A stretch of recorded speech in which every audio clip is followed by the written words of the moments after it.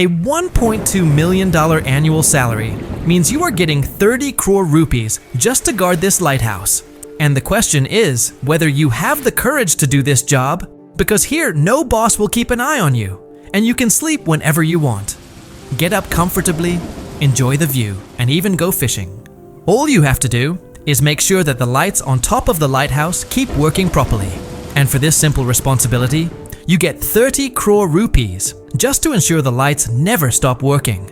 But unfortunately, the good news ends here. The bad news is that this is the most dangerous job in the world, because guarding the Zumaan lighthouse means living in the middle of the sea, where storms are extremely violent and loneliness is your only companion. Before you send your CVs, you must know that no one will be there to talk to you, and the silence around you will be frightening, while the most dangerous thing is the deadly storms in this area, whose waves rise tens of meters and strike the tower with terrifying force. This picture was taken during a rescue operation, where you can clearly see how the lighthouse keeper almost fell because of the storm. And if the stormy waves had completely covered the lighthouse, his life would have been in extreme danger.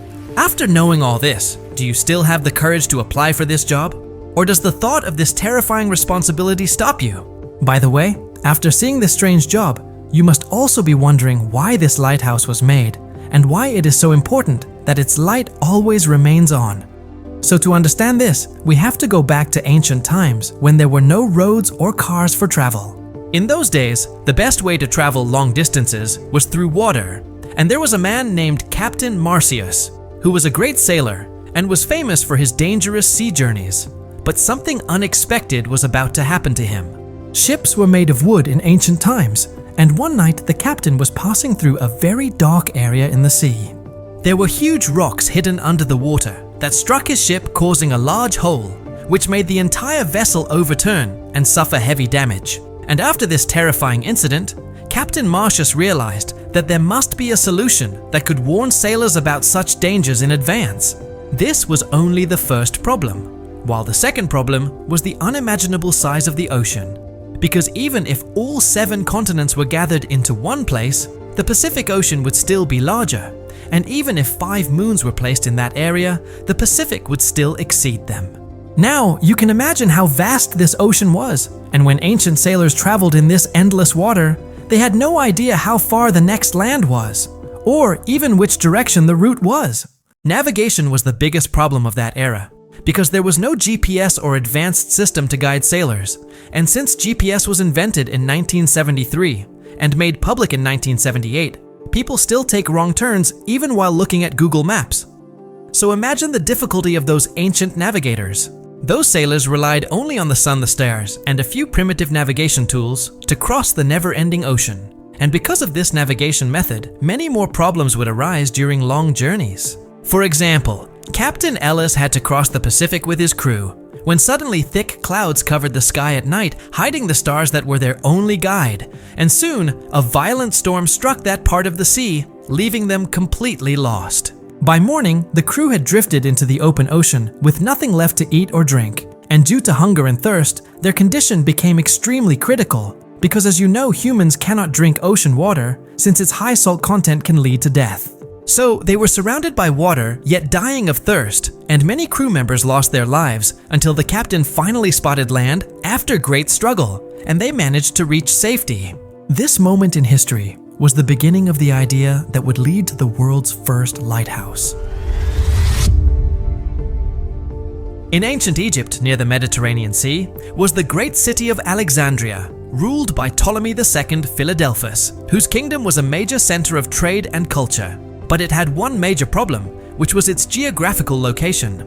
If you look carefully at the image, you will notice that ships entering the city had to pass through a dangerous edge, filled with rocks, making navigation extremely risky, especially during storms or at night.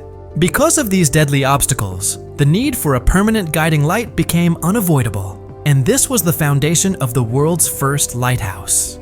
You had to pass through here and see how many rocks were hidden beneath the water. When trading ships passed through this place at night, they collided with the sharp stones under the surface. Many ships sank, and their entire cargo was lost. Because of this, the kingdom suffered huge financial damage. To protect the marine trade routes of his kingdom, King Ptolemy called the brilliant architect of that era, Sostratus of Cnidus, and asked him to find a solution. Together, they made a powerful plan. They decided to build a massive lighthouse that would guide ships safely and warn them of hidden dangers beneath the waves.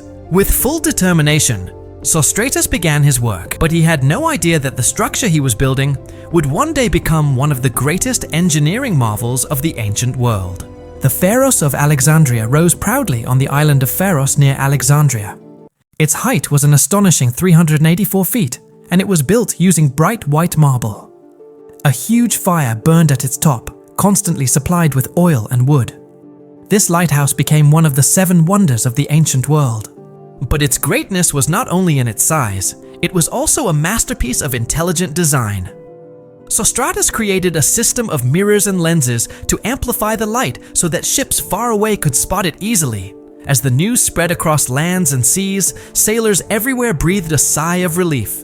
Now they no longer had to navigate the dangerous rocky waters around Alexandria in the dark. This first lighthouse of the world became a symbol of safety for sailors. And from here, the concept of lighthouses spread across the entire world. At first, lighthouses were always built along the shores of the sea. But as time passed, as the world's trade expanded, lighthouses began to appear in the middle of busy sea routes, especially where dangerous rocks lay just beneath the water. These hidden stones were far more deadly than the waves themselves, so lighthouses were built in those locations too. That is why today you see lighthouses standing alone far out in the sea. In the early days, fire was used as the main light source on top of these towers, but using wood, oil, and coal every day was not an ideal solution. Later, candles, gas lamps, and oil lamps were introduced, but their brightness was still limited. Then came electricity, and the invention of the light bulb and lighthouses slowly shifted to electric lamps, because their light could reach farther across the sea.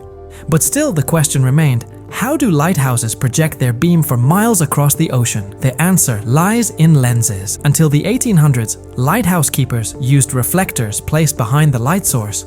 But engineers discovered that the light becomes much stronger when a lens is placed in front of it. However, the thicker the lens, the weaker the light would become. This was the main challenge. Then came the French physicist and engineer Fresnel with a brilliant solution. He created an extremely thin lens designed in such a way that every bit of light focused on a single point. This concentrated beam then traveled in one powerful direction. Today, most lighthouses still use Fresnel lenses, and this invention completely revolutionized lighthouse technology, allowing their light to be visible from many miles away. With this, ships could easily detect danger long before reaching it.